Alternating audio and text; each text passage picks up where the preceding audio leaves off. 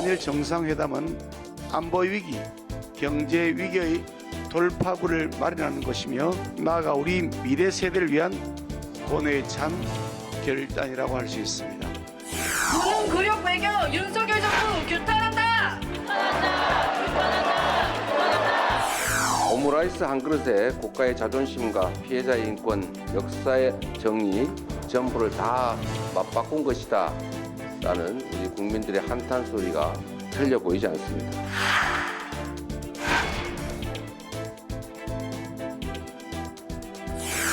조금 뭐든 못하겠다면은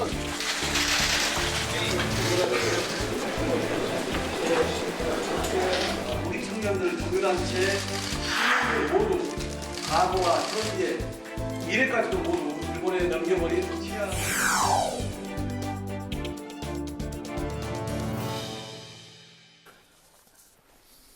네, 한일 정상회담은 커다란 성공이다. 대통령실은 이렇게 이제 그 말을 했지만 주말 도심 곳곳에서는 규탄 집회가 열렸습니다.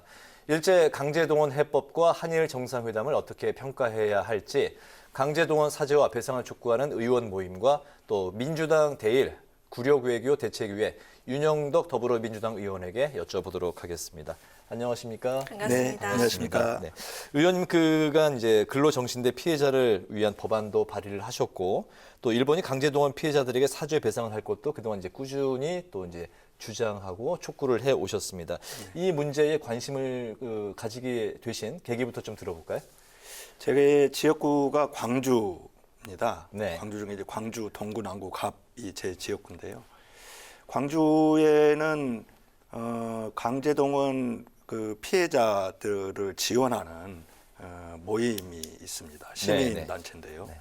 그게 2009년도에 근로정신대 할머니와 함께하는 시민 모임으로 출발을 해서 이제 명칭을 바꿔서 강제동원 피해자 전체에 대한 문제에 늘 관심 갖고 함께하고 있는 단체인데 제가 2009년도에 이제 학교에서 그 연구하고 강의하면서 시민운동을 소위 뭐 겹불을 쬐다 뭐 그런 표현을 저는 하고 있는데 그 하면서 이 일제 강점기 때 우리가 역사 책에서 접했던 그런 어떤 영웅적인 독립운동 지사들 그런 분들만 계신 게 아니고 우리의 평범한 국민들도 그 일제 강점기 기간 동안 온갖 고난과 고초를 겪었다고 하는 네. 그 사실이 너무 깊이 있게 다가와서 그 양금덕 할머니를 비롯한 피해자 할머니들 일본에서 소송 투쟁 함께하고 또 일본에서 최고재판소에서 패소한 이후에 이제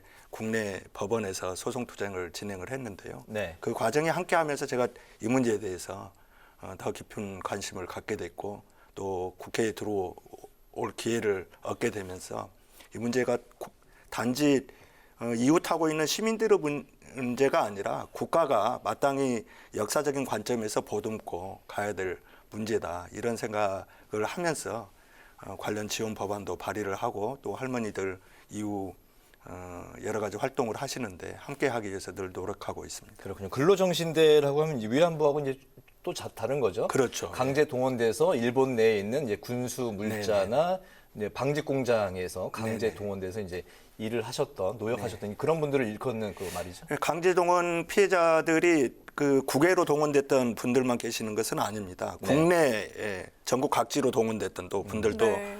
계시는데 근로정신대 피해 할머니들은 당시 태평양 전쟁 말기죠. 44년 이제 총동원령이 내려지고 나서 당시 13세에서 15세 이제 초등학교 5, 6학년 아주 어린 소녀군요. 네. 그런 그 어린 여학생들을 네. 일본의 군수공장으로 동원을 해서 월급 한 푼 주지 않고 정말 그 어떤 그 감옥 같은 그런 기숙사 생활을 하면서 일을 시켰던 그런 그 피해자들이 근로정신대 피해자들입니다. 알겠습니다. 네, 그렇군요.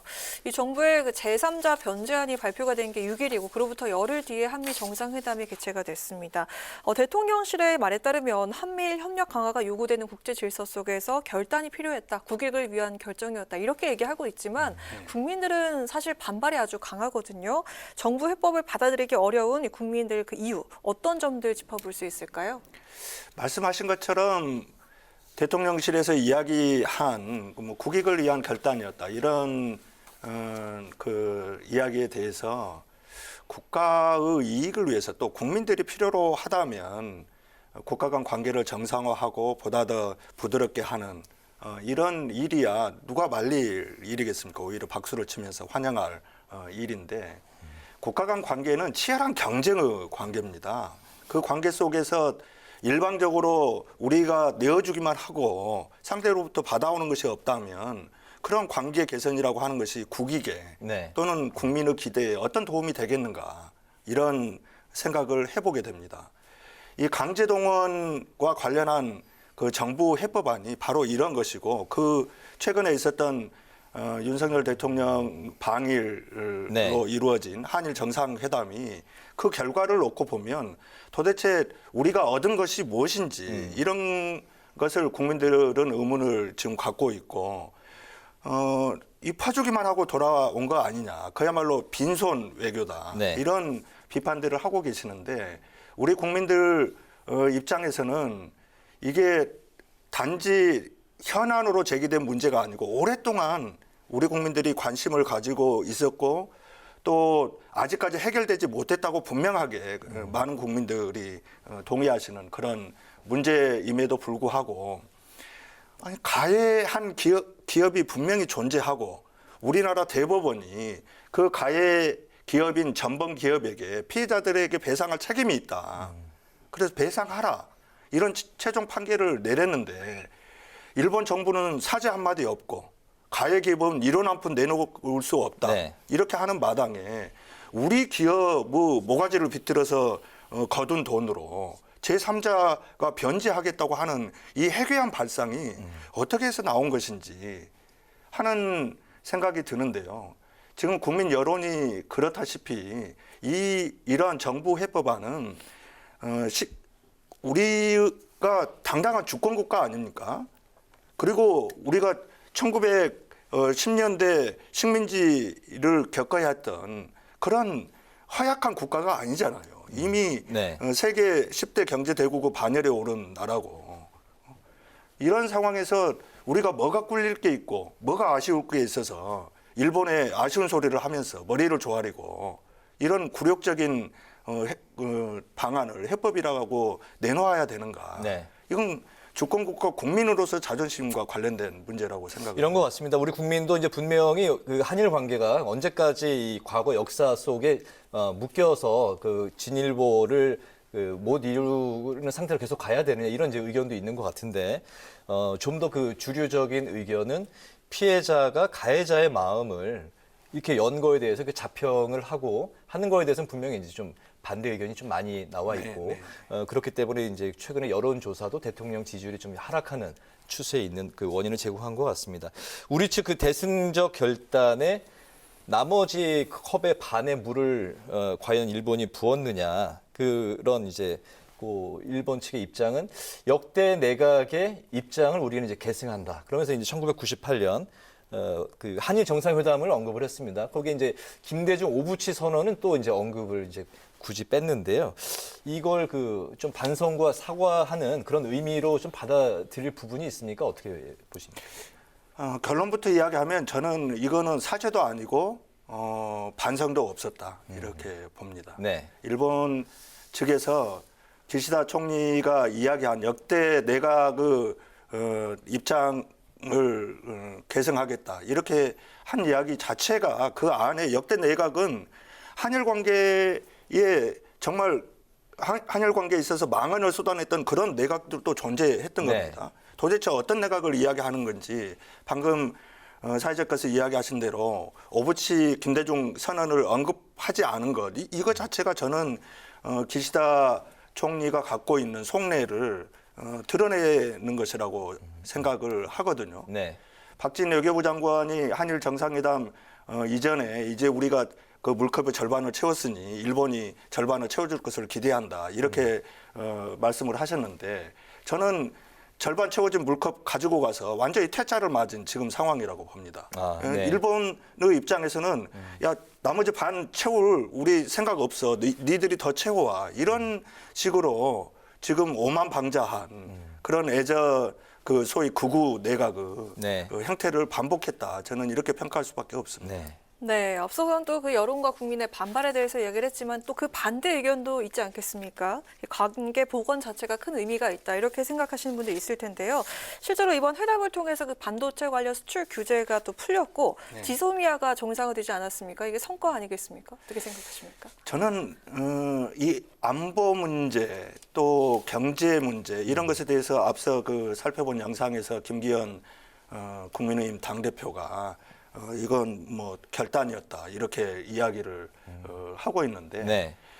우선 저는 드리고 싶은 말씀이 우리가 일본의 도움을 받지 않으면 정말 안보가 이태로운 상황인 건지 우리가 일본의 도움이 없이는 이 경제적인 어려움을 헤쳐나갈 수 없는 정도로 그렇게 허약한 나라인지 이런 질문을 던지고 싶고요. 당연히 국가 간 관계에서 네. 서로 윈윈할 수 있다면 대결보다는 협력으로 가야 되고 전쟁보다는 평화가 훨씬 낫겠죠. 그렇지만 방금 말씀하셨던 그런 안보 문제에 있어서나 경제 문제에 있어서 일본이 약속했다고 하는 것들도 저는 꼼꼼히 그 생각을 해보면 예를 들면 그 반도체 수출 규제 품목 3개 품목에 대해서 규제를 해제하겠다 하는 것도 실은 이 규제가 왜 시작이 된 겁니까? 결국 일본이 일방적으로 그 우리가 수출하고 있는 품목에 대해서 이 규제를 했던 거 아닙니까? 네. 일본으로부터 수입을 규제를 했던 건데 그 이후 우리가 소위 소부장 사업 지원 정책이라고 해가지고 자체적으로 일본의 의존도를 좀 낮춰보겠다 했지 않습니까? 그게 3년여 과정 동안 성과가 엄청났습니다. 지금은 일본에 대한 의존도가 어떤 것은 6분의 1 이하로 떨어진 것이 있고 어떤 것은 50%가 감소했고 어떤 것은 심지어 우리 자체적으로 그 투자를 해외 투자를 유치받아서 우리가 오히려 수출하고 있는 그런 품목도 있습니다. 네.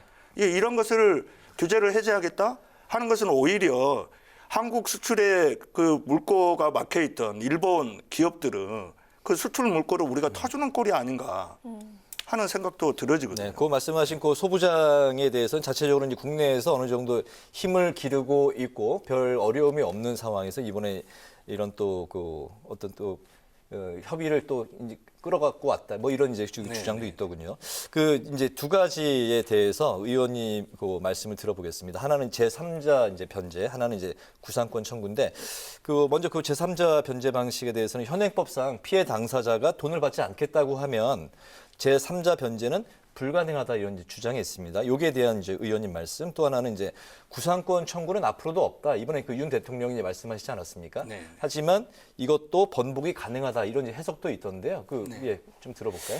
우선 제3자 변제에 대해서는 많은 전문가들도 그렇고 국민 다수 생각도 이것이 그 자체로 가해 기업의 책임을 제3자가 떠맡아야 될 이유가 없다. 그것도 가해국도 아니고 피해국인 우리나라 그 기업들의 돈을 가지고 변제를 하겠다고 하는 것도 이해할 수 없는 것일 뿐만 아니라 이미 생존해 계시는 그 피해자들은 대법원 확정 판결을 통해서 그 배상이 그 판결이 확정받은 피해자들은 지금 세 분 다 제3자 변제를 받아들일 수 없다 이렇게 이야기를 하고 있고 네. 그걸 그 대일항쟁기 지원재단에 이미 의사를 전달을 했습니다. 이런 상황에서는 관련법상 제3자 변제가 성립할 수 없다 이런 것이 이제 다수 그 법률가들의 판단인 것 같고요.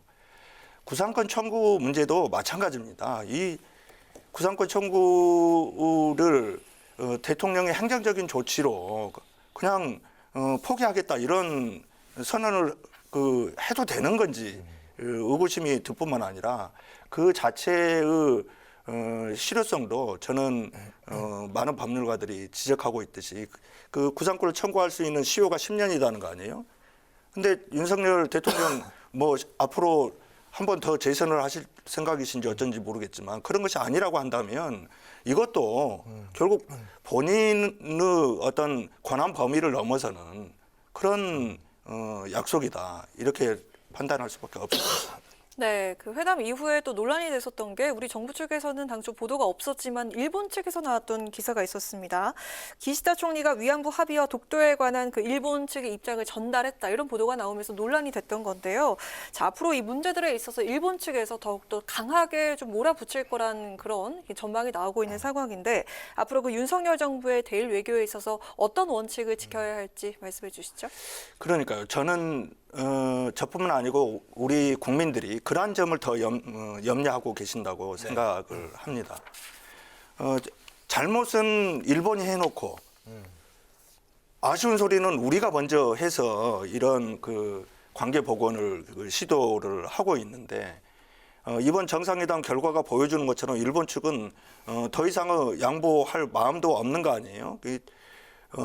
일본의 식민 지배의 불법성도 인정하고 있지 않고 일본 강제동원에 대한 일본 전범기업의 배상 책임도 인정하지 않고 오히려 강제동원은 없었다 이런 그 뻔뻔스러운 망발을 아직도 계속하고 있는 그런 상황인데 그런 측면에서 보면 한일 관계에서 우리나라가 먼저 머리를 숙이고 들어갔다고 하는 것 네. 자체가 국민적 자존심 문제일 뿐만 아니라 앞으로 한일 관계에서 그 산적한 현안들이 많습니다. 예컨대 당장 올해 그 우리 눈앞에 펼쳐지게 될 후쿠시마 원전 오염수 방출 네네. 문제도 그렇고요. 독도를 자기 땅이라고 우기고 있는 저런 뻔뻔함도 그렇고 다케시마의 날과 관련된 문제도 그렇고 강제동원 피해자들이 노역을 치렀던 그런 군함도와 사도광산을 유네스코에 등재하려고 하는 그런 문제도 그렇고 네. 이 모든 것들을 산적한 문제에 대해서 우리가 당당한 주권 국가로서 제대로 대응하지 않는다고 한다면 일본의 저 뻔뻔함에 다시 한번 고개를 숙여야 되는 이런 정말 치욕스러운 상황이 올 수도 있다. 방금 말씀하신 것 중에 이 후쿠시마 오염수 방류 문제에 대해서 이제 여쭤보겠습니다. 방류가 시작되면 이제 엄청난 이제 또 이제 이게 혼란을 이제 초래하는 불씨가 될 텐데요. 중국도 이제 방류 계획 철회를 이제 강하게 요구하고 있는 상황인데 이 만약에 그 방출하게 된다면 이게 좀 어떤 상태인 건지 우리 국민들이 아직 잘 모르는 그 부분들이 있는 것 같습니다. 그리고 후쿠시마 그 수산물을 우리가 수입해도 괜찮은 건지 뭐 이게 많이 이제 불안해들 하시는데 국회가 나서서 이 부분들을 확실하게 국민들에게 그 진상을 알려야 되는 거 아닌지 그런 생각이 듭니다. 어떻습니까? 국회가 나서기 전에 저는 대한민국 정부가 대통령을 비롯해서 국민의 안전과 관련된 국민의 먹거리와 관련된 문제고 네. 이 원전 오염수 문제라고 하는 것은 우리의 생태계에 지속적인 영향을 미치는 문제입니다. 지금 일본이 내놓고 있는 계획에 의한다 하더라도 이 원전 오염수를 최소한 30년을 방류를 하겠다는 거 아닙니까? 네. 근데 30년 동안에 이 방사선에 오염된 원전 오염수가 방류가 됐을 때 우리 해양 생태계에 어떤 영향을 미칠 것인지 이거는 사실 과학적으로도 예측 불가능한 그런 문제입니다. 네. 따라서 우리 정부는 국민의 안전이 절대적으로 검증되고 또 해양 생태계에 미치는 영향에 있어서 그 안전성이 확보가 되는 것을 전제로 방류를 하겠다면 그걸 검토해 볼 수 있다. 이렇게 이야기를 해야 되는데 네. 정부 입장에서는 지금 일본이 방류를 하게 되면 그 이후에 모니터링 하겠다. 또는 그 이후에 수산물에 대한 대응을 하겠다. 이런 것은 이미 소위 수영장에 오염물질 잉크 떨어뜨려졌는데 그 뒤에 그거 해소하려고 하면 그게 쉽게 되겠습니까? 물을 다 나서기 버리든지 해야 전에 되는데. 정부 여당이 먼저 철저하게 조사를 해야 된다는 그런 말씀이시군요. 그렇죠. 알겠습니다. 네, 정부 여당 측은 큰 판을 읽지 못하고 계속 반대만 하고 있으니 야당 측에서 대안을 제시해봐라 이렇게 얘기하고 있습니다. 특히나 그 의원 모임과 대책위가 있지 않습니까? 어떻게 이렇게 대안과 계획을 가져보면 좋을까요? 대통령실에서 큰 판 읽지 못하고 네. 지역적인 문제를 제기한다 이런 그렇습니다. 말씀을 하셨던데 저는 오히려 묻고 싶어요. 도대체 윤석열 정부가 생각하는 큰 판이라고 하는 것이 뭔지 그리고 우리나라 자존심과 관련된 문제고 이 역사 정의를 세우는 이 강제동원 해법을 비롯한 위안부 문제까지도 포함된다는 거 아닙니까? 이후 문제는 이 문제가 지역적인 문제인지 정말 그런 인식이라고 한다면 한일 관계를 정상화시키는 데 있어서도 우리 원칙을 포기하는 거다. 최소한 우리 원칙이라고 하는 것은 그런 거 아닙니까? 주권국가로서 당당하게 외교해라. 그리고 국가와 국민의 이익을 앞세워라. 실리를 챙겨라. 이런 것인데 그렇지 않고 도대체 뭐 애매모호하기 짝이 없는 큰 판이라고 하는 이 말을 가지고 역사 정의를 세우는 문제를 지역적인 문제로 폄하하면서 이렇게 대응을 한다면 우리 국민들이 갖고 있는 그런 우려가 과연 해소될 수 있을까? 오늘 그 정진석 한일의원연맹은 이런 말씀을 하시더군요. 이제 한일 간의 경제적인 격차가 거의 이제 뭐 그 대등해졌다. 이제 앞으로 우리가 이제 추월하는 일만 남았기 때문에 바로 그 당당하다는 측면에서 예전의 식민지 컴플렉스에서 이제 벗어나자. 이제 그런 말씀을 하시더라고요. 글쎄요. 그게 어리석다고 해야 될지 아니면 과도한 자신감이라고 평가를 해야 될지 모르겠네요. 우리가 일본한테 그렇게 내줄 만큼 뭐 충분한 그런 상황인지 그리고 뭐 일본으로부터 얻는 것이 있다 하더라도 이 역사 문제 해결되지 않고 있는 이 문제를 우리가 내주면서까지 일본한테 뭘 얻어내야 되는 건지 저는 주권국가로서 당당함 이거는 일본과 관계에서뿐만 아니고 우리가 국가 간 관계를 풀어나가는 데 있어서 가장 먼저 생각해야 될 그런 원칙이라고 봅니다. 알겠습니다. 오늘 이제 파워 인터뷰 마칠 시간이 됐습니다. 오늘은 윤영덕 더불어민주당 의원과 함께 일제 강제동원 배상안 그리고 한일 정상회담 결과에 대해서 관련 말씀을 나눠봤습니다. 의원님 오늘 말씀 아주 잘 들었습니다. 잘 들었습니다. 감사합니다. 감사합니다.